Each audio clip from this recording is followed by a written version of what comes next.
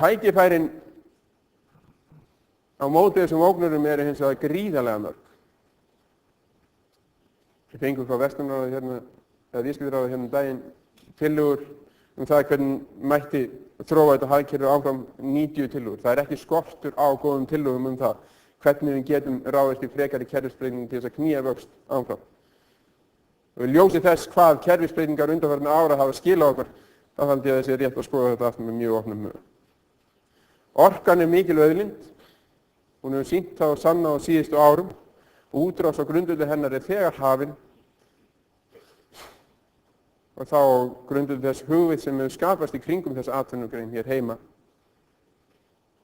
Og síðan verið að ræða frekari stóriði hér á landi sem getur þá breytt fjárfestingarstiginu talsvert litið fram á veginn. Í okkar spá byggjum við á að það verði af einni framkvæmd á þessu tímabili. Það getur hæglega orðið meiri. Ísland sem fjármálamiðstöð held ég að sé að einhverju litið þegar orðið að veruleika með tiltölulega litlum breytingum í umhverfi þessa greinar og fyrirtæki almennt í landinu held ég að megi auka líkundum til muna af þessu verði. Fækkun og stækkun sparisjóna liggur fyrir og breyting á íbúðalánasjóði afar brýn. Það sé eitt af því sem maður oftast spurður að þegar menn fara að skoða íslenska fjármálamarkað. Hvað þetta fyrirbæri íbúðalánasjóður? Veifar gaman til tíð. Upptaka evrunnar og afnám krónunnar klárlega það sem mjög mikið í umræðum í dag. Og það var brýnt í ljósi þeirra reynslu sem við höfum að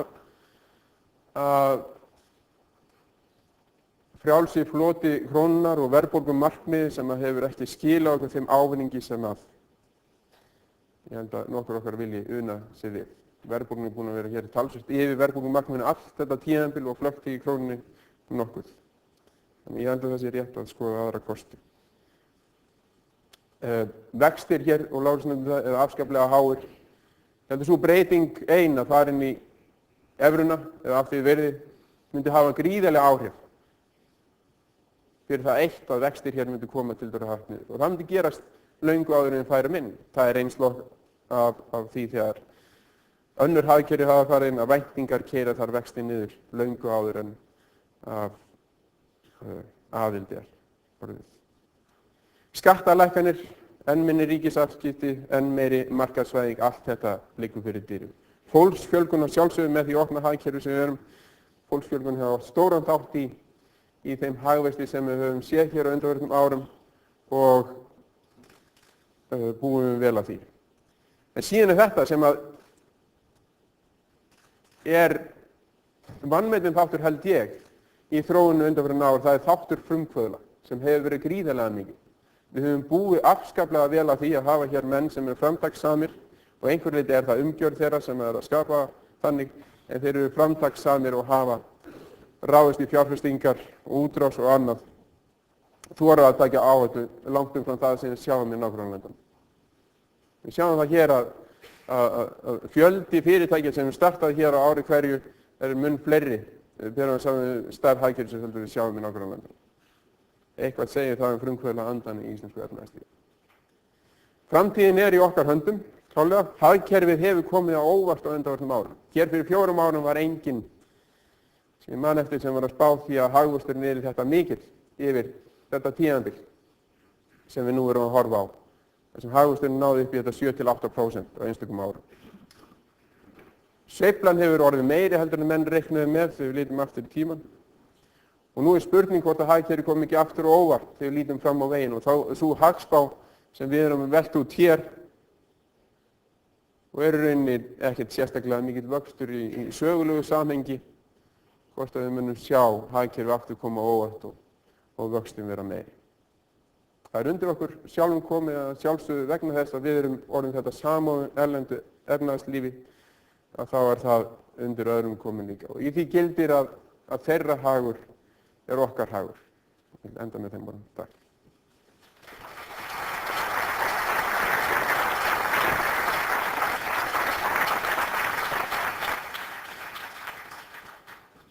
Já, takk fyrir Ingólfur. Það er alltaf gaman að heyra Ingólf tala því mann líður alltaf svo vel á eftir. Það ekkert svona krepputal og Svoleiðis. Mér var líka hugsað til þess að ég man ekki að það var einhver sem sagði forsunin hlífur fullu fólki, hundum og Bandaríkjum Norður-Ameríkur og ég held að það eigi að bæta Íslandi inn á þennan lista ef að lausafjárkreppan hjálpar til við að bæta hagkerfið og kauptækifæri og allt þetta. Þannig að, en eins og Ingólfur benti á þá er stór óvissuþáttur þarna sem er lausafjárkreppan sem að mikið hefur verið í umræðinu núna. Hingað er komin Jarkko Sakkiði og ætlar að tala ótrúg húsnæðisinnlán í Bandaríkjunum. I'm sérfræðingur í greiningardeildar FÍM.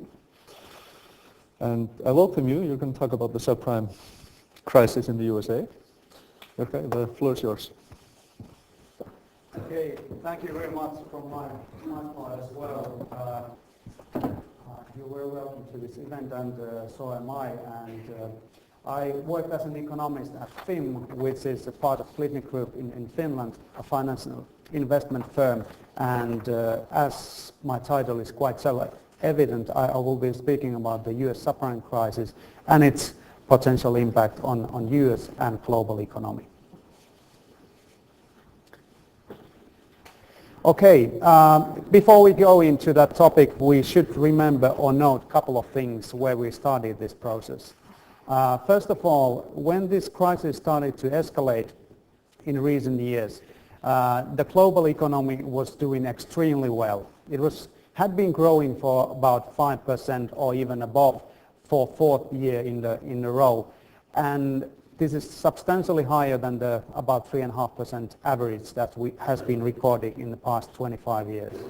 At the same time, we actually have to go back to early 70s to find such a period of strong and sustained growth that could match this experience, what we've seen so far.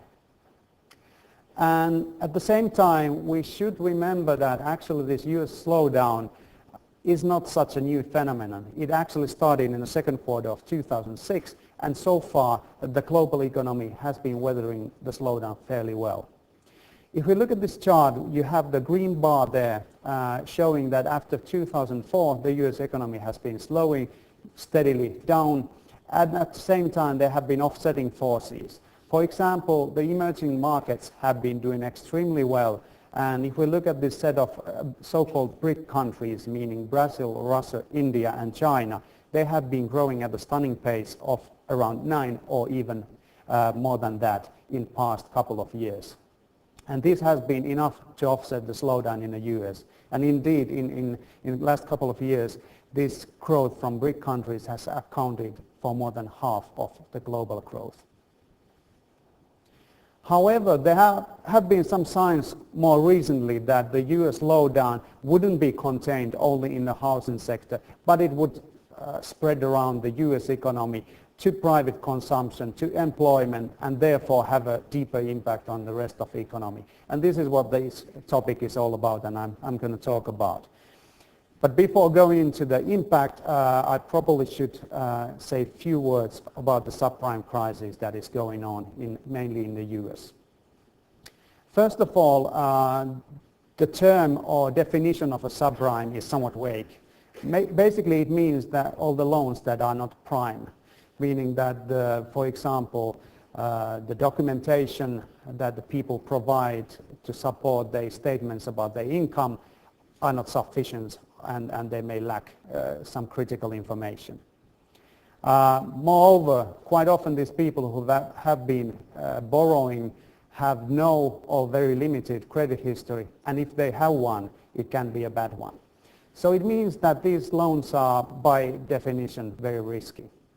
On top of that is that quite often these have been packaged into fairly exotic forms.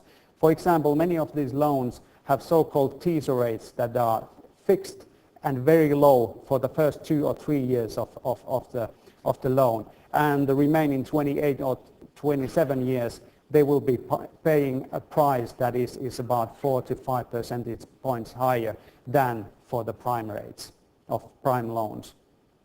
This means that after this initial period you will be hit by much harsher conditions to service your debt. But despite all the attention that the subprime loans have been getting in recent months and perhaps for a year, they are really not the representative part of the US mortgage market. They, by several estimates, are probably representing a bit more than 8% of the total market. However, what makes them quite important is that they have been really playing a major role in the debt dynamics in the US mortgage markets in recent years. And for example, in 2006, they represented some 20% of total originations in the mortgage loans. And indeed, there have been some indications and estimates that even 20% of the subprime loans that were granted in 2005 and 2006 will foreclose, exactly for the reason that these teaser rates would turn into something quite different and much higher debt service, and the people won't be able to service this debt. We already see some signs this happening. If you look at the green chart here and the green line, we see that the people that are late up to 90 days with their payments on these loans has been increasing.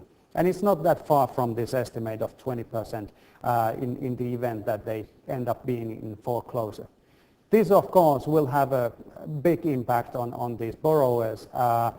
It could mean that more than 1 million homes would be lost, and therefore it would have quite a big impact on the lower income people who typically take these loans.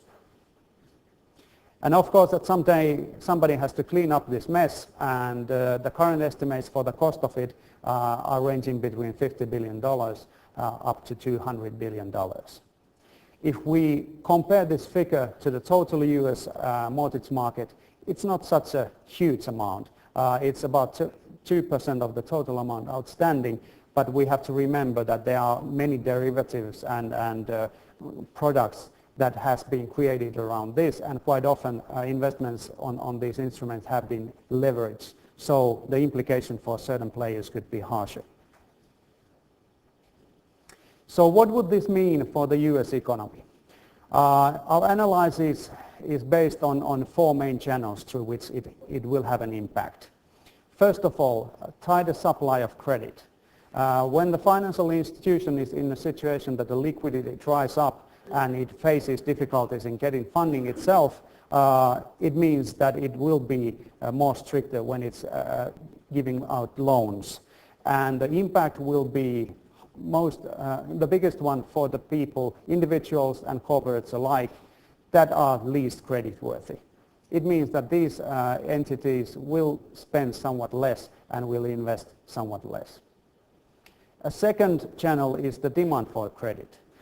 In a situation where financial institutions face higher funding costs and they probably start pricing risk a bit differently compared to what they used to do before, they quite often raise their lending rates, and individuals making the decisions whether to take up a loan to finance consumption or investment respond to this higher rate and lend less, and therefore spend and invest less.